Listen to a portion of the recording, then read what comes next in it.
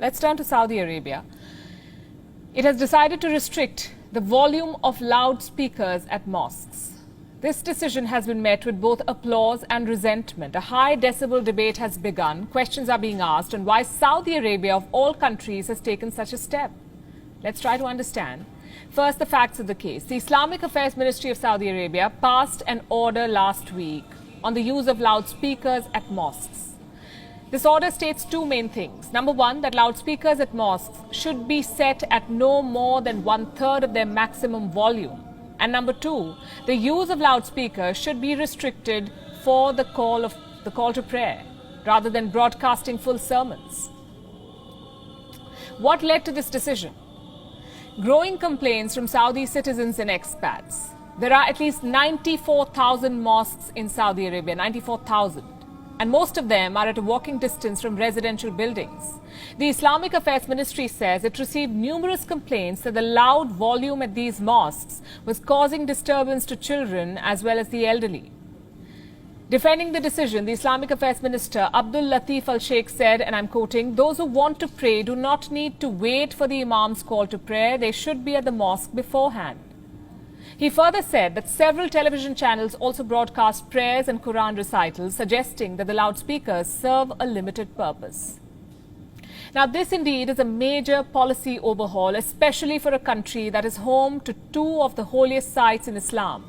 A country that is seen as the de facto leader of the Islamic world, a country where thousands of Muslims go for pilgrimage every year.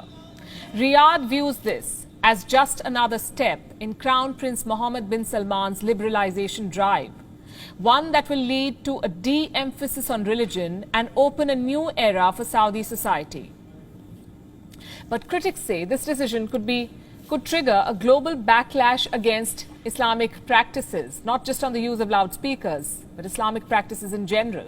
There's widespread resentment on social media, with many asking if loudspeakers at restaurants and cafes do not cause disturbance. Saudi Arabia says this criticism is being spread by the quote-unquote enemies of the kingdom who just want to stir public opinion. And Riyadh, by the way, is not the first one to take such a step. Saudi Arabia is not the first country to witness this. Time and again, this controversy has broken out in different parts of the world. There's one set of people who say that loudspeakers at mosques should be banned completely. There's another that says they must be banned for all purposes, religious or not. And yet another who support the use of loudspeakers at places of worship. And we've all seen how this debate plays out. But what is the official stance of countries around the world? We have some examples for you tonight. In 2005, Dubai's Department of Islamic Affairs banned loudspeakers for daily prayers. They permitted its use only for a call to prayer, Friday sermons and festivals. Same story in Indonesia. In 2015, the country's Religious Affairs Ministry issued a circular which put a limit on the volume of loudspeakers and restricted their use only for the azan. Indonesia has the highest number of Muslims in the world. In Nigeria, there was a full-fledged crackdown on noisy churches and mosques in 2019, and this happened primarily in Lagos, where many religious places were shut and many others were forbidden from installing loudspeakers. Then we have Pakistan, where in 2015 the Punjab government passed an ordinance to regulate the use of loudspeakers. Under this ordinance, only one loudspeaker was permitted at a mosque, and that too only for the azan. And in India, we've seen numerous complaints being filed against loudspeakers at mosques. In recent years, we've seen a lot of this controversy also play out. But what does the law say? Well, there's no official consensus, really. In 2017, the Madras High Court observed that freedom of religion was a fundamental right and it cannot be interfered with. But the court also stressed that mosques must follow Supreme Court guidelines on the volume of loudspeakers.